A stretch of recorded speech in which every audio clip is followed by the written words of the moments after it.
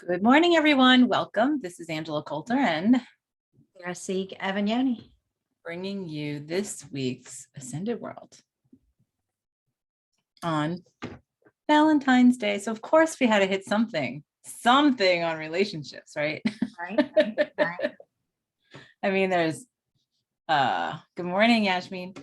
Yeah, so I mean, there's all the stuff. I mean, yeah, okay, we can go the self-love route. We could go all kinds of directions, but what we tend to not focus on Valentine's Day are the relationships in our lives that have caused us the most pain and angst and irritation, right? Well, and you know, you can look at it one way. It's like you said pain or pleasure in the typing, and it's like it's so pleasurable it's painful, or it's so painful it's pleasurable. Well, and it's the same thing outside of time and space, because we think it's a pleasure to have the pain, right? Because it's something. Right. I have been, on your recommendation, watching that show Resident Alien on Sci-Fi, which is so fun to watch. Such a fun show. But part of the cool thing of that show is how this being from another planet, is here. And yeah, of course, there's a lot of really dry comedy, which is great. It's fun. It's such a fun show. But the thing that's really cool in terms of this topic is, it comes from a civilization doesn't have the emotion that we have created here, right? Right. And so it's him, as he has, metamorphosized his body to fit in, to look like a human. He's actually started to have things like human emotions and stuff like that, right? And realizing what benefit and what things they show him, right, that that he didn't see before. Right. And the connection and and the seemingly limitations, but strengths at the same time. Yes. So, that's part of like going to this. Let's look at, we think about Valentine's and, the people you love the most and everything else. Outside of time and space, we talked to so many people about how our closest soul families are some of the ones that have agreed to be the most irritating, angry, dark relationships in our lives, right? Right. And because it's all done from a place of love, saying, well, I need to, or I'm choosing to learn this lesson in this form, in this environment, in this kind of, experience. And I need a catalyst in that duality experience to move me or get this realization or get this lesson. Who'll do that? Right. And I love you so much that I'll sign up to be the bad guy. Yeah. I will be the asshole for you. I will Exactly. I will set aside my belief in my divinity. Yep. To be less than that, to provide you with whatever it is you need unconditionally to catapult you out of that. Yes. And it's funny because, and that includes people that you see in the public spotlight, that you detest, or there's somebody that that you just are so triggered by. I mean, and this includes people who have raped you or abused you or hurt you in some, way or form. Betrayed you. Right? Betrayed Right. you. And we have created that, it goes back to, what's that saying that we always talk about? Oh my God. Basically, if it's in our reality, if it's in our reality, I'm totally blanking right now. Having is evidence of wanting. That's right, having is evidence of wanting. If I have it in my reality, I wanted it there. Which of course got me to a point this weekend because of something little that triggered me off, and I was like a pattern that I've been looking to break or get out. And I'm like, it's like having this temper tantrum. And I heard that in my head. I'm going, I don't want it though. So what is it that I'm not seeing in it? I'm ready to be done. Right. Well, and I think that a part of this whole dynamic that we forget when we're in the throes of the don't want is that the person that we've embroiled in all of this doesn't want it either, but they've agreed. So our lack of shifting, changing, catapulting ourselves out of our behavior holds them in their behavior.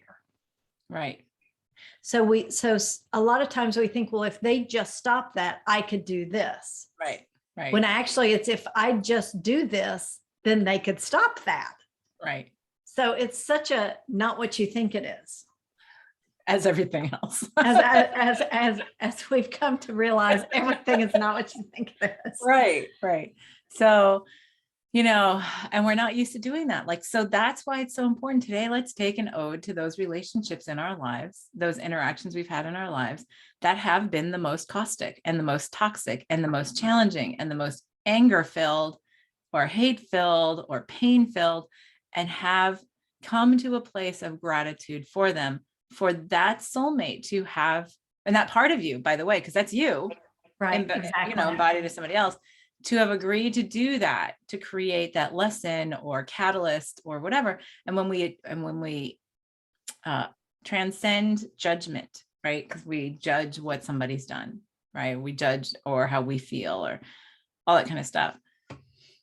When we transcend judgment, and this is what, I've spent many sessions with clients on, is, okay, so if you didn't judge that situation, right, that you have held so much energy of, throughout X amount of years, and you didn't judge it and just said it was what it was a lesson that I wanted to have. What was that lesson? Or what did it do for me? What in the bigger picture did it help with? And nobody's ever not been able to, everyone's always been able to have like something that they could see how it served when they did that. Exactly. And I think that we're hitting a part of the collective where it's so easy in a relationship to get uncomfortable and you just cut and run. Yep. You just cut and run, and it's like, oh, well, that was, setting strict boundaries for yourself, right? And all these things, and that was self-respect and all these kind of things. However, if you expand out and take a bigger look at things, you're carrying that same energy with you and saying, okay, now who am I going to put that energy on? Now who's going to fill that space for me? Because I clearly need that external mirror to be able to see it. I've already agreed that that's how I need to see it. So who can I put it on now? And so you just simply recreate it somewhere else. Well, and not only do you typically recreate it somewhere else if you haven't dealt with it, but you recreate it in a way that's going to be, this time, more extreme, quicker to be in your face, and more irritating in some other way, because you've already called attention to it, right? So now your expanded self is saying, okay, but you're supposed to do something with that, not just run away from it. Exactly. And I'm not saying that you should stay in every relationship no matter what, but those that you do stay in and invest in both ways and work through these, dark night of the soul for both sides, it's such an expansion for the relationship. Oh, definitely. Yeah. It takes it to a place it never could have been had you just placated or pushed it down, or on both sides. Right. And we're getting to the place where we're not letting ourselves do that anymore anyway, the placating. Right. It's either getting so explosive that it's so in your face, you can't do anything about it, or you're faced with, moving on to something else so that it becomes more explosive, because, and that's what I always tell people in relationships when they're, when they're like, well, I don't know whether to stay or go.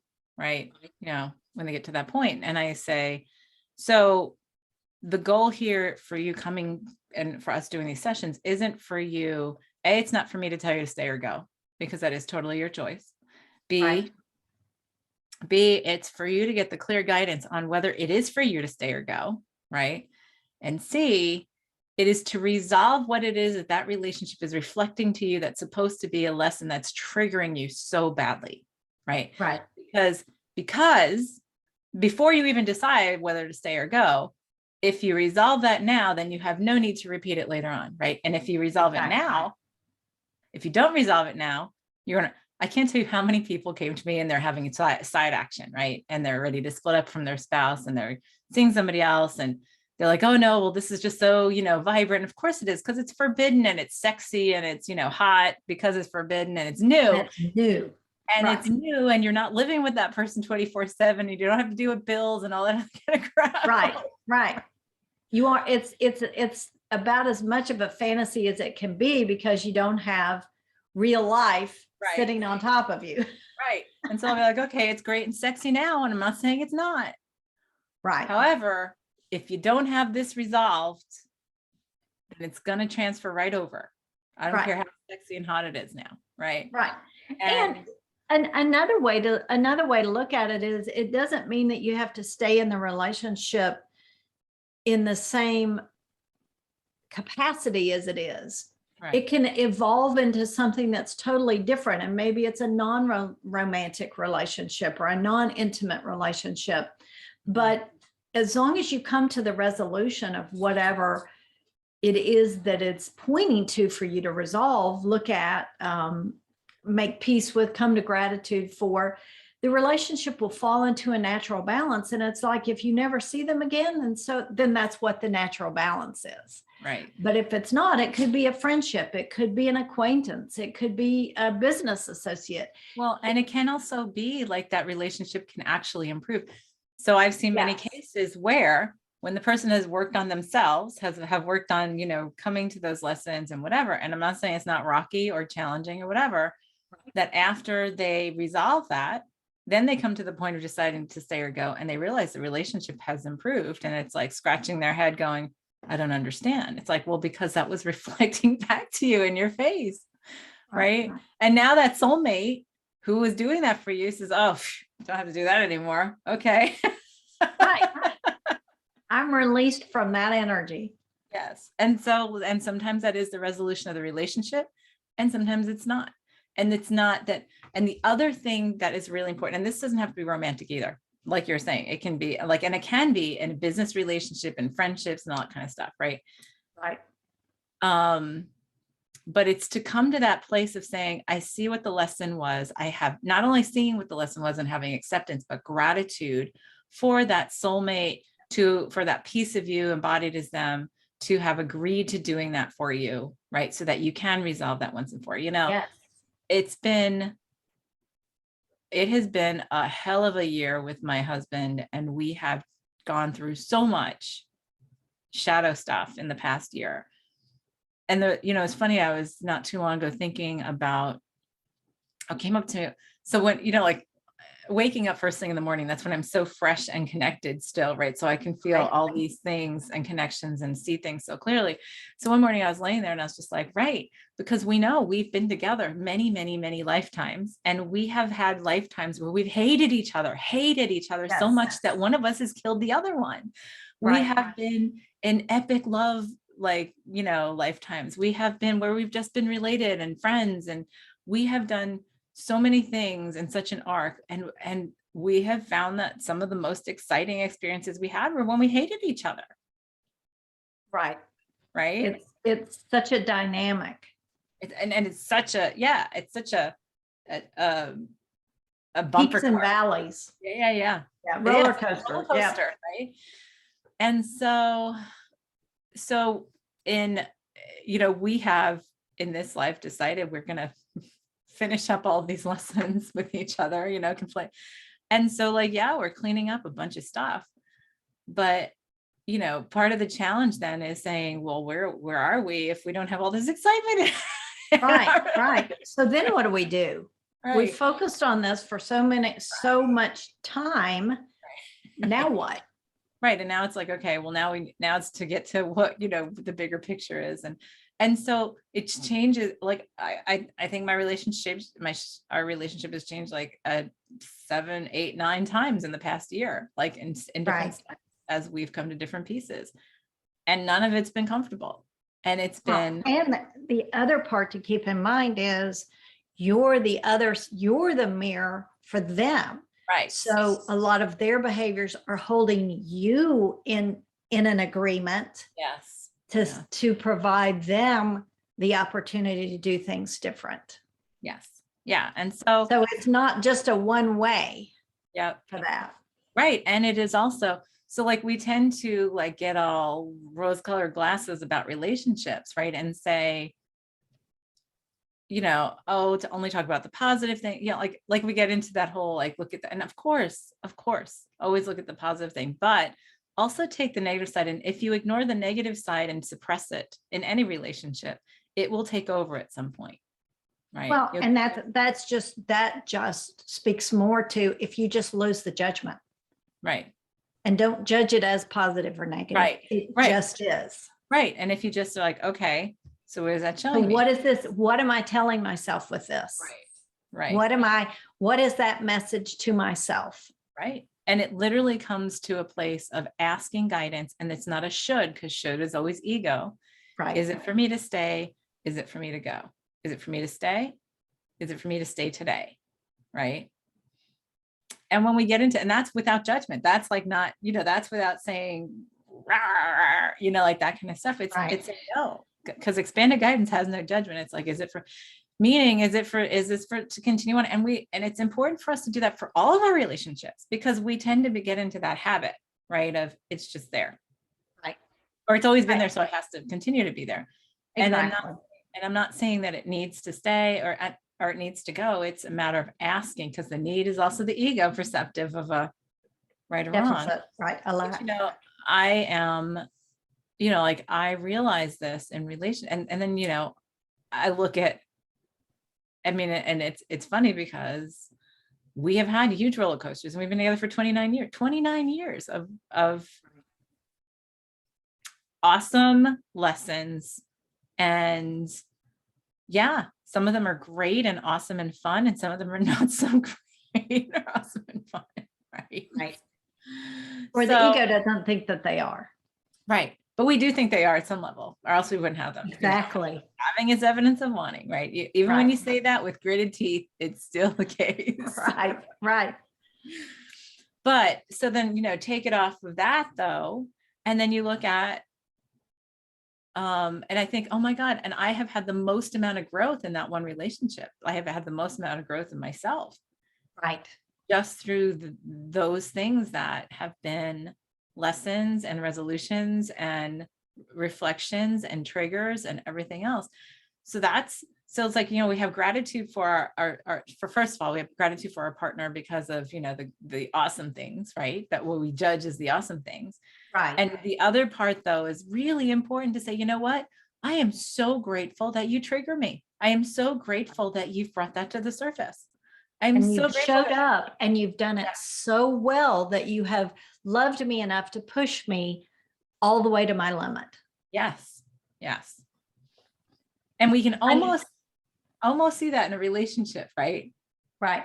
I know my father used to talk about that with kids, like tough love, and how you have to treat them. You love them enough to be the bad guy, to provide that growth experience with them. And I think that, I don't want to get off on this topic, but a lot of parents don't do that now. They want to be their best friend. They want this, and they expect the rest of the world to do that for them. Right. And the other thing with that is like, that's totally appropriate here, because it's true. Right. I mean, oh my gosh. And our kids forced us into so many things that we wouldn't have otherwise looked at within ourselves. Right. Right. And then we get ourselves into these lulls of certain roles, and then we get that torn up and thrown away. Like it's great. It's great. Well, really, and I mean, kids are even in a different, more intimate category, because, unless they're adopted, they really are a piece of you. Right. And that, like, it's more of a conscious thing. You've seen that, you've witnessed that, you've experienced that. Whereas like a spouse or a partner, that's just a choice. Right. Whereas blood is blood. Right. Well, yeah, literally, as they're born. Right. Well, and with kids, when my kids were growing up, when they would get angry with me, I would say, yeah, that's right. That's my job. My job is to be the meanest mom in the world. That's my job. Because if it helps you to grow up to be a functional, happy adult, then I did my job. Right. So it became a joke in our house, even like into, as they're young adults now, they're, they're in their 20s, and it's like, yep, that's right. And they'll even put that like in things like my birthday card, or, or whatever. It'll be like, yep, to the meanest mom in the world. Thank you. Because sometimes we do stuff, and you're right, like your dad said, but that's, and that's what we like, and they do that to us too. There are things Oh, absolutely. right, that make us question ourselves all the time, Right. revalue ourselves all the time, check Well, and I know when I've worked with clients and especially I worked with a lot of teenagers for a period of time, and it was issues with a particular parent who they felt didn't love them. And they spent more of their energy and invested more of who they were and trying to obtain that. Yes. Versus the one who unconditionally loved them, sacrificed everything, was there for them, supported them. And they were like, I'm not interested in that's all fine. That's all fine. Yeah, good. But over here, I need to focus on this. Right. And it creates that such a dynamic in the three of them that's that's a layer of the relationship that is really significant to look at and to decide, what is this saying to me? Yeah. And it's just, it's not, we have set it up for it to not be an easy task, right? Typically. Well, we've distracted ourselves by the way we define relationships, and between the media and, the way we entertain ourselves with movies and television and, even reality TV, it sets up a dynamic that might not have naturally happened and creates expectations. And it just keeps throwing boulders in the path. Yeah. Things to overcome and things to be addressed. Or like the roller coaster, it adds extra turns and twists. And it was so hard to get up to the top, and then woo, get to slide all the way down, right? Right. Exactly. And so many I've talked about that, then they get into judging themselves, like, why would I have done that? Why would I have set that up? Or like they think they're bad for setting something like that up for themselves. And it's like, no, don't judge yourself either. It's all been part of the self-love comes. It's like, I love myself so much, I wanted to provide myself with this experience. Right. Because I can. Right. Right. I loved the book, and I brought this up several times. It might be time for me to go read it again for like the fifth time, The Afterlife of Billy Fingers, because, in that book, it's, the story, it's a true life account of, the author whose brother died and then came back from the afterlife to tell her like his experience, and from a expanded standpoint. And in this life, he was on the streets, drug addict, like had so many issues and whatever, and yet it was his like last experience here, and so he basically partied it up, like literally. And was like, and she was like, I don't understand, because we judge that, oh no, that person's going to hell. It's like, oh no, they're just and it was such a waste. Right. It was such a waste. He was such a good person, and it was such a wasted life, when it was exactly what it was supposed to be and what he wanted it to be, and it was perfect for him. Yes. And it's such a great book in terms of looking at that, because we do judge such that, to have that perspective and to say, oh, well, they had a good life or a bad life, or it was such a waste, or, like that kind of stuff. Right. But, that's the whole, what if we just looked at someone instead of judging them? This goes up to judgment, right? And say, wow, like, and this is it, because that's you too, right? No matter how it's configured. And you look at that person and you're like, wow, so many kudos for taking that on and wanting to do that in this lifetime, right? Or having those set of lessons as this individual embodied and stuff like that. So, the whole thing. And so then, so you have that, but then also what I feel like is most important for us in terms of self-love, right, is coming to that place of saying, I am ready to come to resolution and gratitude for that experience with that person, no matter what it was. An Right. abusive parent, an abusive partner, being raped, being, mishandled, ignored, betrayed, you name it, the things that have hurt the most in your life and that you've held so much energy against others with, right? Friends that have betrayed you and things like that, to get to a place of saying, thank you for showing me that. Thank you for that lesson. Is there anything else for me to get from that so that I don't have to repeat it? And now let me resolve it and move on. And what a great gift to yourself, because then you free up all that energy that you're holding to hate or be angry or sad or whatever with that other individual. It's almost as if every relationship is an expression of your self-love. Mm-hmm. And Absolutely. if you choose to unwrap the gift of that relationship and come to the fullness of it, whatever that looks like, you don't give yourself the gift. Right. If you choose to move on, or you choose to deny it or ignore it or suck it up and whatever phrase you want to put with it, but it's all a reflection of your self-love. So not only is there the love within the relationship or that dynamic, but it's all about yourself as well. Well, because it is all about us, right? Right. So we essentially have talked about self-love. We have talked about romantic relationships. We've talked about all of the things that today is all about. Right. Love. Right. Right. And that is, like I said, I think it's really important to get to that place that's the dark spot or the thorn that we don't like to look at. Well, we'll be grateful for the relationships that we love, that we have conscious enjoyment of, according to the ego, but we don't acknowledge the ones that have been the biggest lessons for us. Right. That might have not have been so pleasant in those lessons, right? And a lot of times I find that if you haven't come to the fullness of it and come to that place of gratitude, you tend to hide that it even happened. You're ashamed of it.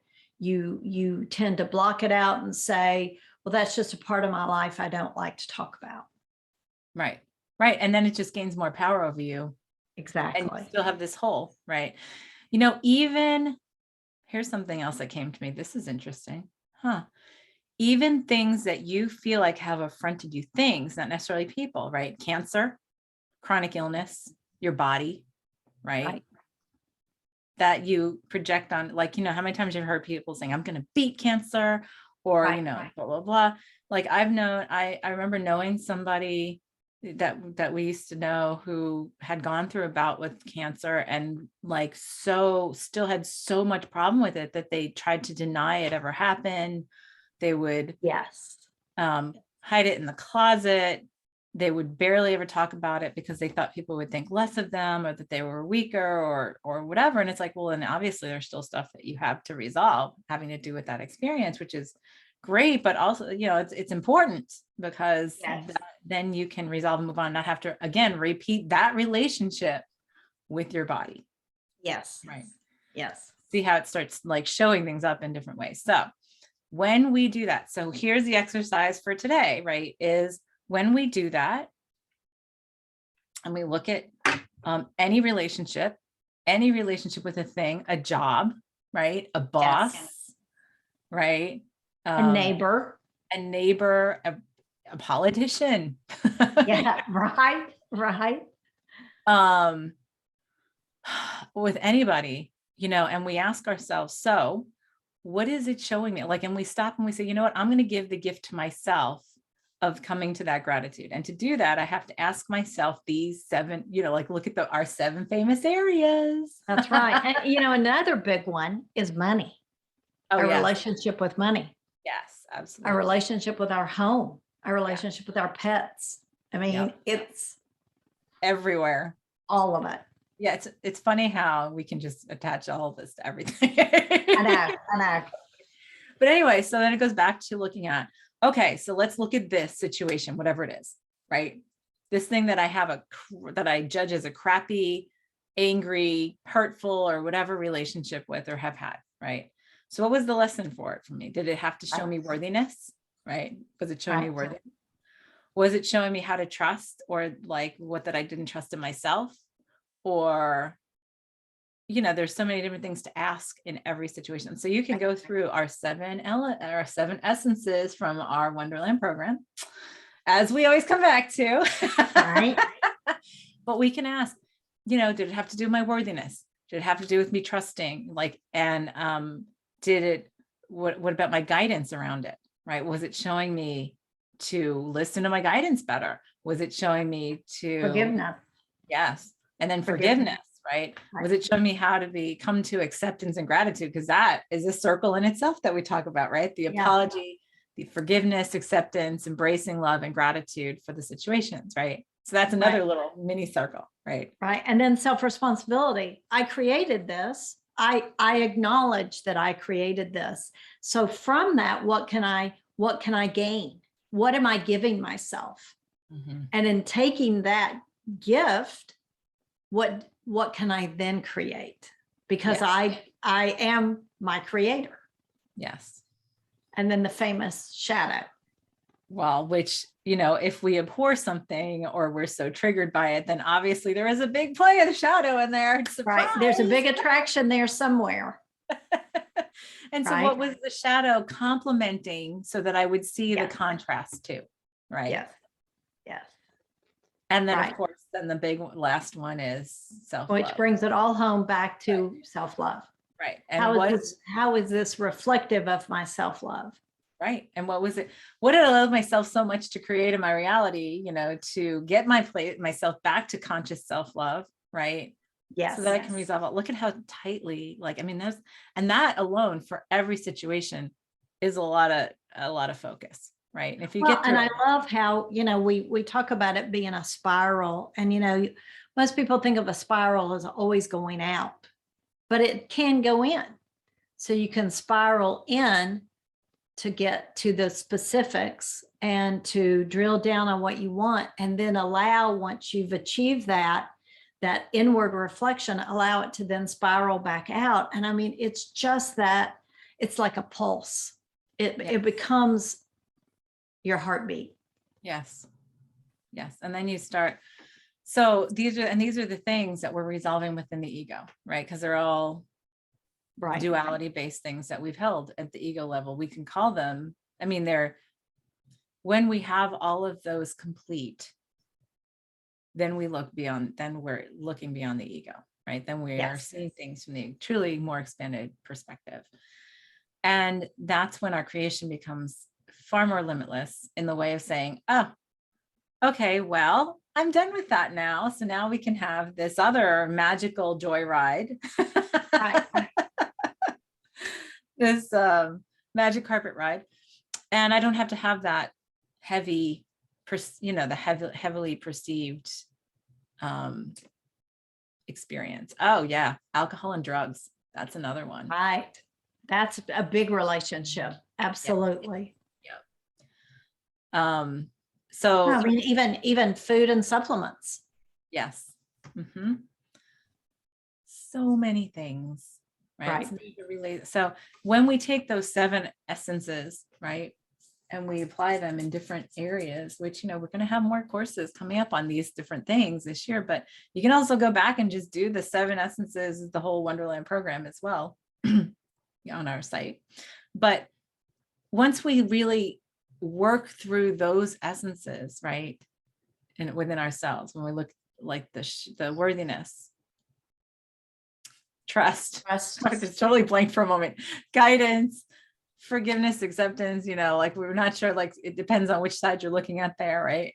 And gratitude, responsibility, self-responsibility, the complement of the shadow, right? And then the self-love, right? And when we get to that circle and we get into the habit of looking at surrounding everything in those 7 pieces, right?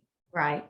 And saturating every relationship we have with those 7 pieces, and coming to those realizations. Because when we can answer all those questions for everything, then there's nothing that's going to hold us back, and we don't have to repeat it anymore. We can have an even more, free and less obstacle ridden, less boulder ridden, and still find it fun and exciting.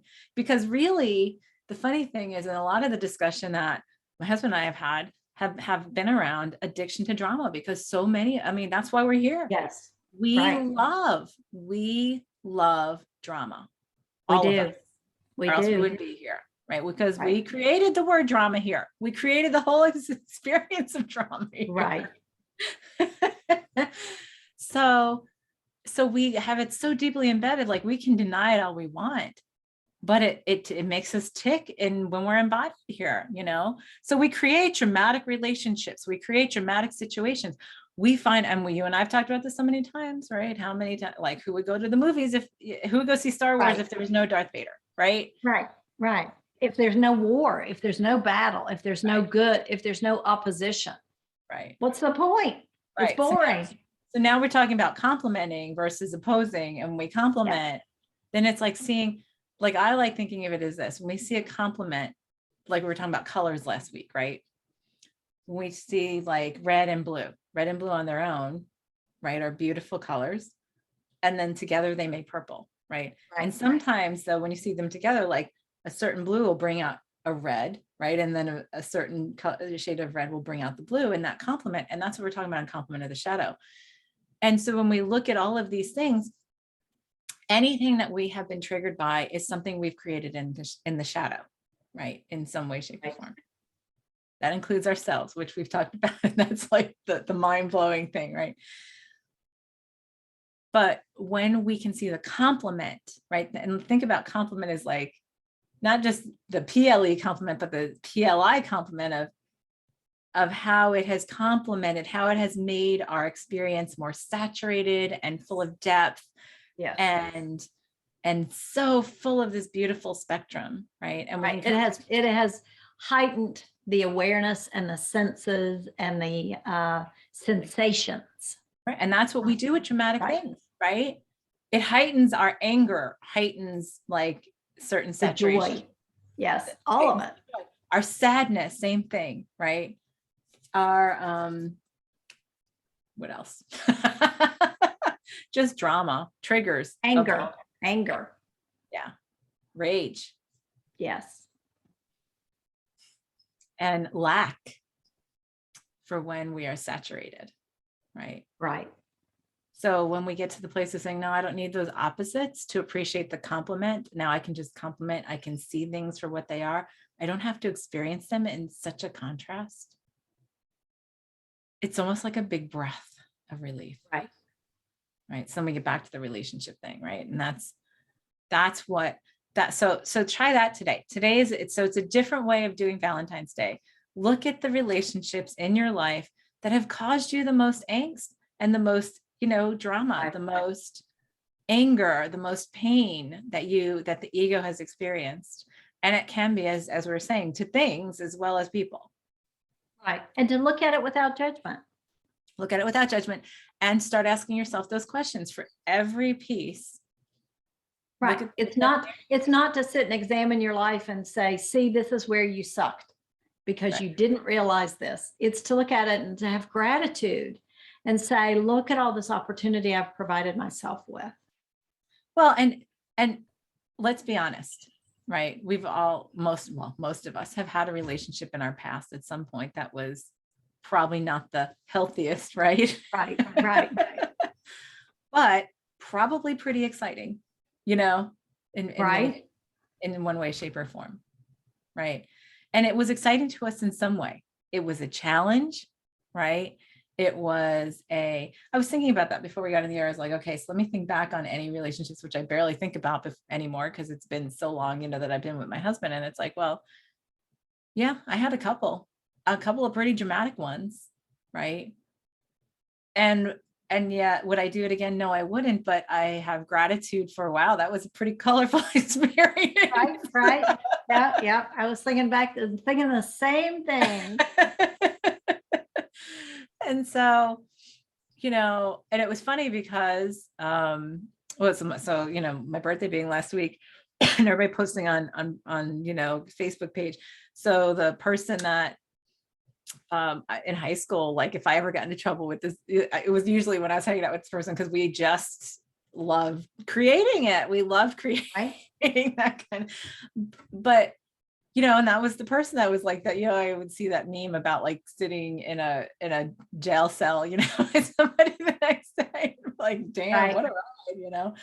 But you know, and it's like, wow, yeah, on one side I can judge and the ego has, and I just not, funny enough is it's really just been this past year when I've gone digging into the shadow on residual judgment about those years way long ago, right? And about my choices back then. First, I had to go through the judgment, and then I had to turn around and look at it and say, okay, that was pretty damn fun. Right. And it gets easier because you can say, and I survived it. And I survived it. That's right. I always laughed at, there was a meme I saw a long time ago and I should have saved it. This is the picture of it. It's like an angel statue, and the angel's sitting there with its head in its hands, like, oh my God. And I was always like, see, that was my guide group back when I was that age, like, oh my God, how old does she want to get to? Like before she wakes up and gets a clue. Right. How far do I have to get her through? Oh my God. And that's of course me too, right? That was of course the part of me too going, yeah, I better set these strongholds there, because I'm going to need that, because this is going to be a pretty crazy part of that life, you know?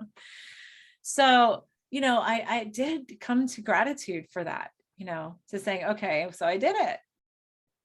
Crazy. And yes, complete, you know, and do I want to repeat it? No, I don't need to anymore. Right. But that's the whole thing, is so go back and look at all of those relationships today, friends, bosses, you know, lovers, family, right? Parents, siblings, others, and say, okay, as much as I've had a knot in my stomach about them, in-laws, right? As much, because they've agreed to be your family too. And reflect stuff back to you, right?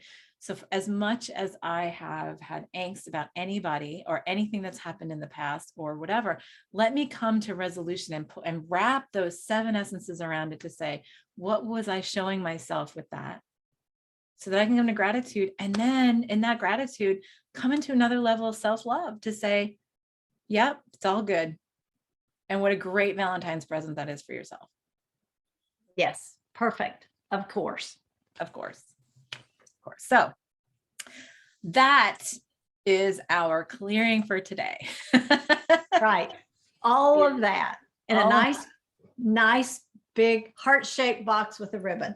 That's right. Velvet bow, velvet red bow and everything, right? And even chocolate in there if you want. Best chocolate. Yes. And to be able to allow ourselves to see those shadows in our lives, in relationships, with love and resolution, and gratitude for what they've shown us, to come to that. Because if we do that one thing for all of that, then we've got nothing else to work on. That's right. Absolutely. Yeah. So everybody get comfortable, as we always do. Take a deep breath, do our little meditation and energy work as we close our eyes. And we step out of separation back into wholeness and oneness. And we hold ourselves at the vibration where that is our truth. That is from where we exist, create, and experience.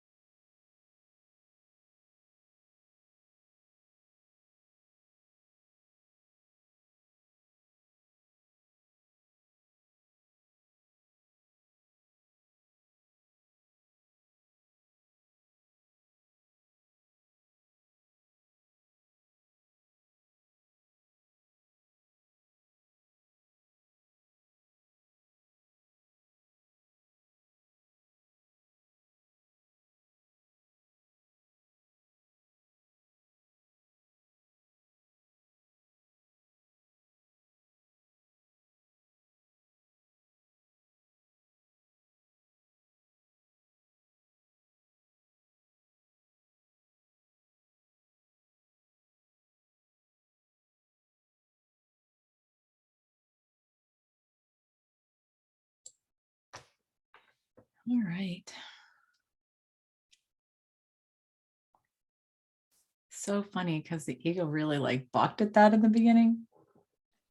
And then I was like, no, no, no, just be patient. And then it was funny because then I started seeing things in that spiral like that you're talking about. And things that I had like even consciously been thinking of as part of this, it just started to pop up. And then what I saw is myself giving each of those things and people and situations like a heart of candy, right? With a bow, like, thank you. And there was this like, for some, it was like this hesitation, like, what? And it's like, no, thank you. No, this is great. It was perfect. And oh my God, and the more I did that, the bigger the spiral became. And it just became so explosive until I saw all of these things and they all then sort of formed into the big box of candy for myself. And then I was like, oh, that's the point, right? Right. Exactly. I saw the spiral as well. And I saw it. I don't know if you've ever seen the pictures of the time lapse of the earth and how, it greens up, it whites, and then it turns to white and then it greens up. And it's like, it was said that was the earth breathing. And it's like, I saw my breath as the spiral. Nice. And I said earlier, the pulse, but it's the heartbeat. It's the heartbeat and the breath and connecting in with the earth. And it just, the perfection and just the gratitude for that. Mm-hmm. And it was just, I mean, I was lost in it. It was so consuming. It was incredible. Right. Yes. Consuming is a great word for it. And like a breath in such a consumption, like letting out this breath of, and it's every cell was breathing, every organ, every system, every piece of me was breathing.